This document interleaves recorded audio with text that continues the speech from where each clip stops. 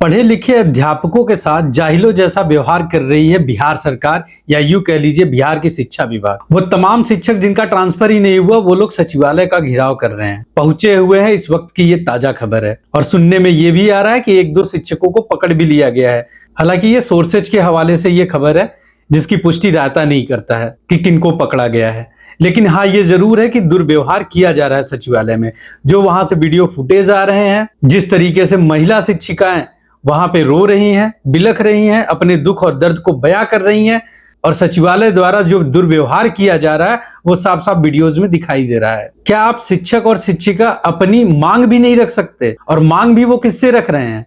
शिक्षा विभाग से, जिसके वो कर्मचारी हैं। अगर वो वहां पे उनसे मिलने गए हैं तो वो मिल क्यों नहीं रहे हैं? जवाबदेही तो बनती है ना किसी की। कौन देगा इन सब चीजों का जवाब? सपना किसने दिखाया था ट्रांसफर का? शिक्षक तो नहीं बोले थे कि हमको ट्रांसफर कर दीजिए आप। शिक्षकों ने ट्रांसफर की बात सिर्फ अपने मन में सोची थी, और आपने मन की बात पढ़ ली, और पढ़ करके जब करना शुरू किया तो इस तरीके से किया कि रायता पूरा फैला के रख दिया। और ये जो आपने रायता फैलाया हुआ है, जिनका ट्रांसफर हो गया है वो भी असंतुष्ट हैं। जब सब रो ही रहे हैं तो ट्रांसफर हुआ किसका है? इसका जवाब कौन देगा? और वही जवाब मानने के लिए शिक्षक गए हुए हैं। तो उन शिक्षकों के साथ इस तरीके का दुर्व्यवहार शिक्षा विभाग और बिहार सरकार कर रही है। आपको ये समझना होगा कि आने वाले समय में चुनाव भी, और शिक्षकों की संख्या थोड़ी सी नहीं है, बहुत है। आपको सोच समझ के फैसले लेने होंगे, और एक बार फिर से पुनर्विचार करना पड़ेगा कि कहां पे क्या कमियां रह गई। आपने किन जाहिलों की बात या किन अनपढ़ों की बात सुन करके, किस तरीके का स्ट्रेटजी अपना करके आपने ये पूरी ट्रांसफर प्रक्रिया की है।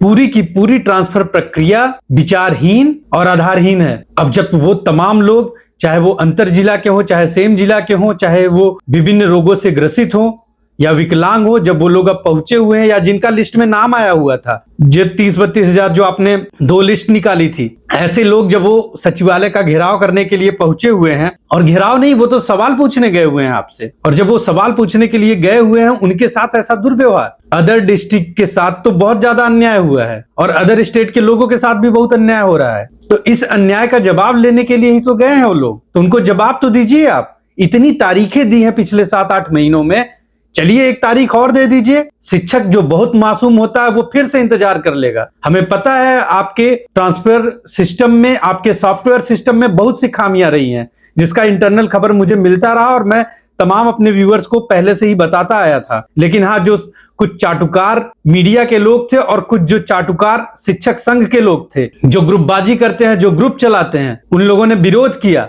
कि नहीं, ये गलत न्यूज दिखा रहे हैं। आज उन तमाम चीजों से पर्दा उठ रहा है, और धीरे धीरे सब कुछ पता चल रहा है। मुझे तो ये भी खबर थी कि कुछ इस तरीके से ही ट्रांसफर किया जाएगा। मैंने एक शिक्षक से बात भी किया था, व्हाट्सएप पे मेरे पास होगा, मैं स्क्रीनशॉट भी लगा दूंगा। मैंने आज से 15 दिन पहले ही बता दिया था, 15 नहीं 20 दिन पहले ही बता दिया था, लगभग 2 या 3 तारीख को, कि मेरे पास पूरी खबर है कि लोग लगे हुए हैं कि कैसे न कैसे करके इस पूरे ट्रांसफर सिस्टम को रोका जाए, केस करवा दिया जाए, लोगों को असंतुष्ट कर दिया जाए, लोगों से आपस में ही लड़वा दिया जाए। और वो अपने इस कार्य में सफल हुए हैं। हालांकि उस रिपोर्ट का, उस खबर का मेरे पास पुख्ता सबूत नहीं था, जिस वजह से मैंने दिखाया नहीं था। लेकिन जिन भाई साहब से मेरी बात हुई थी वो टीचर ही थे, और उनके साथ मेरी पूरी चैट हुई है, और इसका स्क्रीनशॉट पड़ा हुआ है मेरे पास, और ये 20 दिन पहले की बात है। लेकिन मैंने वो खबर नहीं चलाई कि ताकि विचलित ना हो कोई। लेकिन शिक्षा विभाग उसके बावजूद जो ये रवैया अपनाई है, वो सोचनीय है, विचारणीय है कि अब शिक्षक को क्या करना चाहिए, अब शिक्षक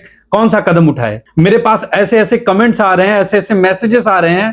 अभी तो मैं अगला मेरा जो वीडियो है उसमें मैं 1 या 2 महिला शिक्षिका भी आ रही हैं, जिनका मैं इंटरव्यू ले रहा हूं, जिनका मैं आपको कल तक जरूर इंटरव्यू भी दिखा दूंगा। मेरी उनसे बात हुई है, मैंने उनको स्टूडियो पे बुलाया हुआ है अपने। चूंकि मेरा पैर टूटा हुआ है, इस टाइम मैं कहीं आ जा नहीं सकता हूं, तो इस वजह से मैं भी मजबूर हूं। लेकिन रायता की टीम फिर भी लगी हुई है, खबरें ले आ रही है। तो फिलहाल आप देख रहे थे रायता, और रायता के साथ आप बने रहिए। मैं शिवम शुक्ला, आपके लिए जल्दी और भी जो भी अपडेट होंगी, अगर कोई भी खबर मिलती है सचिवालय से हमें, तो हम आपको उससे जरूर अपडेट करेंगे। बने रहिए आप हमारे साथ।